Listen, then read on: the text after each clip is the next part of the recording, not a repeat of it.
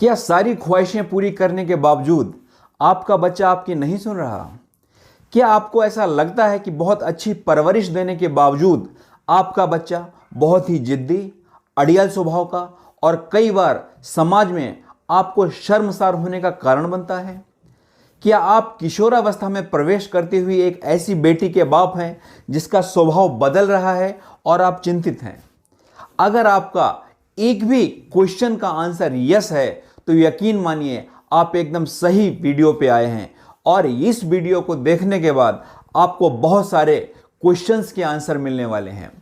जी हां, मैं आशीष दीक्षित एक बार फिर आपको आपके अपने चैनल रीडेगा इंडिया पे हार्दिक अभिनंदन करता हूं। जी हां, आज हम जिस बुक का रिव्यू करने जा रहे हैं उस बुक का नाम है सक्सेसफुल पेरेंटिंग, जो कि मिस्टर सुनील त्यागी जी ने लिखी है। मिस्टर सुनील त्यागी जो प्रोफेशन में एक इंजीनियर होने के साथ साथ बहुत ही प्रभावशाली व्यक्तित्व के मालिक, एक बहुत ही अच्छे मोटिवेशनल स्पीकर, एक बहुत ही अच्छे इंसान, एक रिनोन्ड ऑथर, मेरे बहुत ही अच्छे मित्र and last but not the least he is the managing director of Icon group of schools. तो चलिए दोस्तों, सबसे पहला पॉइंट जो है उसको उठाते हैं और समझने की कोशिश करते हैं कि इसमें सुनील त्यागी जी ने एक कहानी के द्वारा कैसे इस कॉन्सेप्ट को समझाने की कोशिश की है। कि कई बार ऐसे पेरेंट्स को लगता है कि हम अपने बच्चे की सारी ख्वाहिशें पूरी कर रहे हैं लेकिन फिर भी वो बच्चा हाथ से निकलता जा रहा है। तो यहाँ पे एक फैमिली है, उसमें एक आयुष जो कि 4th में पढ़ता है और उसका छोटा भाई मानव जो सिर्फ 3 साल का है। अब यहाँ पे आप सिनारियो देखिए कि एक नेचुरल टेंडेंसी होती है, जब दो सिविलिंग्स होते हैं घर में तो आपस में प्यार भी करेंगे, लड़ेंगे, झगड़ेंगे, मार पिटाई भी करेंगे और प्यार भी करेंगे, सब कुछ है। लेकिन कई पेरेंट्स ऐसे होते हैं कि बच्चों के शोर की वजह से उनका यूट्यूब डिस्टर्ब हो रहा है, उनका फेसबुक डिस्टर्ब हो रहा है, उनके टीवी के प्रोग्राम्स डिस्टर्ब हो रहे हैं, इसलिए उनको ऐसा लगने लगता है कि जो हमारा कोई भी काम सही से नहीं करने देता, हमें डिस्टर्ब करता है और उस पर एक ब्लेम, एक टैग दे देते हैं कि ये बच्चा जो है अड़ियल है और हाथ से निकलता हुआ जा रहा है। यहाँ पे जो आयुष और उसका छोटा भाई मानव, जबकि ज़्यादा डिफरेंस नहीं है एज में, लेकिन बड़े वाले को एक टैग लगा के कि ये बहुत ज़्यादा बिगड़ गया है, उसको बोर्डिंग स्कूल में डाल दिया। ये फैमिली जो है वो देहरादून की रहने वाली है और अजमेर में जो बोर्डिंग है वहाँ पे डाल दिया गया। अब सोचिए बच्चा क्या सोचता है। बच्चा समझ ही नहीं पाता है कि हमारी कौन सी ऐसी गलती है जिससे इस एज में मुझे मेरे माँ बाप से दूर रहने की सज़ा मिली है। अब आप एक देखिए, यहाँ पे मिस्टर सुनील त्यागी जी हैं, वो उस फैमिली से परिचित हैं और देहरादून उस फैमिली में जाके विजिट किए और प्रॉब्लम को समझने की कोशिश करी।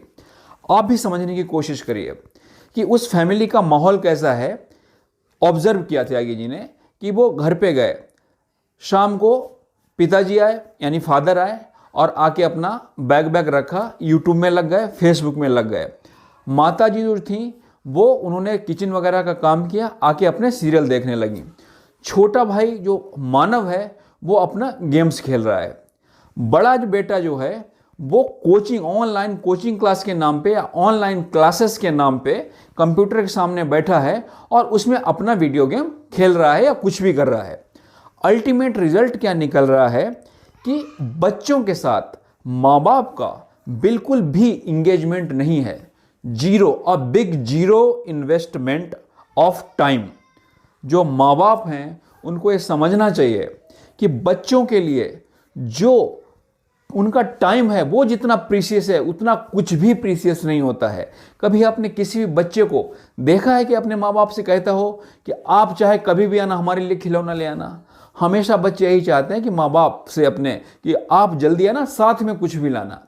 और आजकल की जो जनरेशन है, जो हाई डिजिटलाइज जनरेशन हो गई है, उसमें माँ बाप भी कई बार ये समझने को तैयार नहीं होते हैं कि उनका भी कसूर हो सकता है और हमेशा अपनी गलती अपने बच्चों पे डाल के फ्री होने की कोशिश करते हैं। सोचिए जब वो बच्चा बोर्डिंग स्कूल में जाता है, बोर्डिंग स्कूल्स में जो भी उनके कर्मचारी होते हैं उनके अंदर वो इमोशंस कहाँ से आए जो एक माँ बाप के अंदर होते हैं।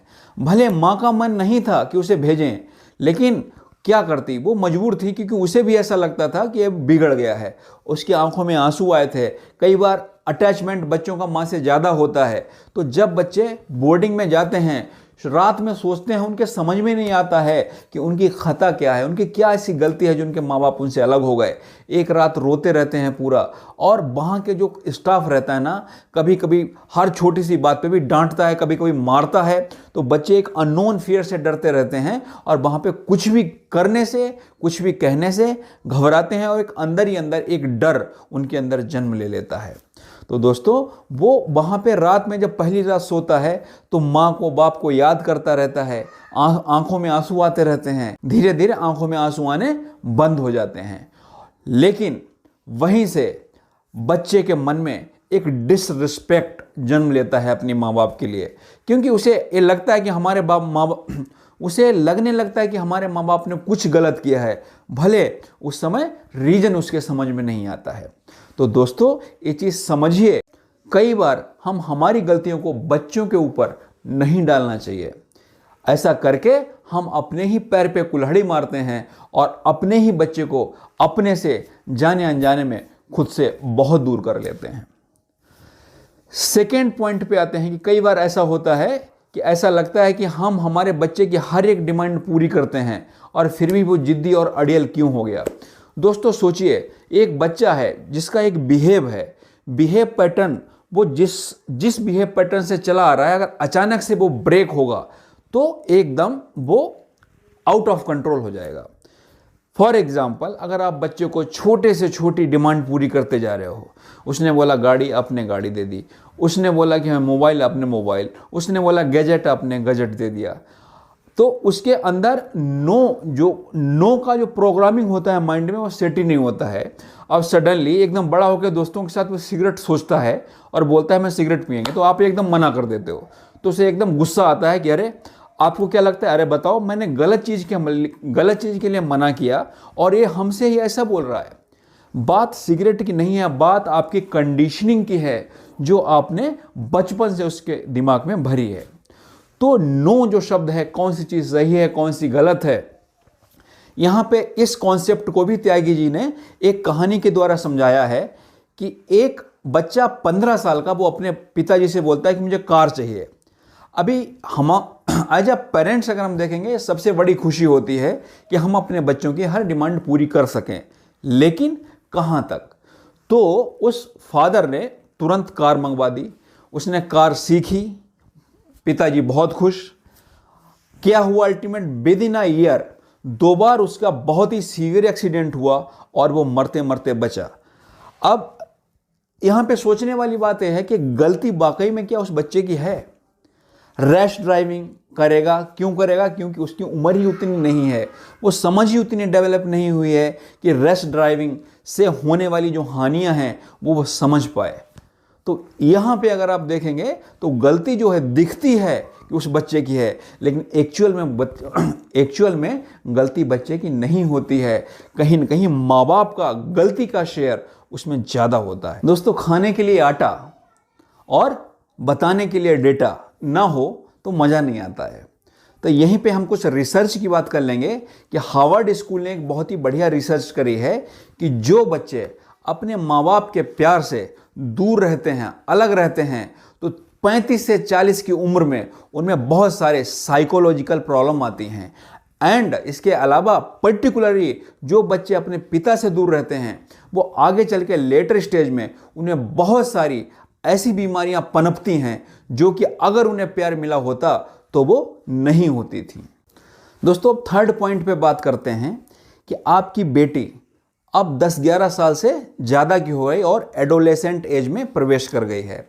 तो उस समय पर्टिकुलर माँ के वो ज़्यादा क्लोज होती है, क्योंकि शारीरिक बदलाव जो होते हैं प्लस मानसिक रूप से जो उस समय सपोर्ट की ज़रूरत होती है, वो शायद माँ जो है पिता की अपेक्षा ज़्यादा अच्छे से दे सकती है। लेकिन यहाँ पे हमारे समाज में कई बार देखा गया है कि जो माँ है, मदर है, वो अपने बच्चे को केयरिंग और मॉनिटरिंग में कुछ फ़र्क नहीं समझती हैं। हमारी माँओं को ये समझना है, पेरेंट्स को ये समझना है कि वो भी एक लड़के की तरह, जो साइकोलॉजिकल लेवल है वो एक लड़के की तरह है, उसका भी डेवलप हो रहा है। तो कुछ चीज़ें जैसे तुम्हें क्या पहनना है, क्या खाना है, इस तरीके की चीज़ें जो है इस पे उसे अपनी ज़िंदगी जीने दो। आप मत रोको। जैसे आप अपने बेटे को नहीं रोकते हो वैसे ही अपने बेटी को भी मत रोको। लेकिन कुछ चीज़ें जो हैं, हाँ ऑफ कोर्स उन पे आप पर्सनल रूप से उनसे बात करो और उनसे मॉनिटरिंग अगर करोगे कि हर समय उन पे नज़र रख रहे हो, तो उसमें क्या होगा ना, जो आपका बॉन्ड ऑफ लव है वो कमज़ोर होगा, ट्रस्ट है वो कमज़ोर होगा। तो हर घर में ये अलग अलग तरीके से अलग अलग रूप में मौजूद होती हैं। तो ये आपको देखना है कि कहीं आपका प्यार, आपका लव, आपका केयर आपकी बेटी के लिए मॉनिटरिंग प्रूव तो नहीं हो रहा है, वो इसको निगेटिव वे में तो नहीं जा रही है।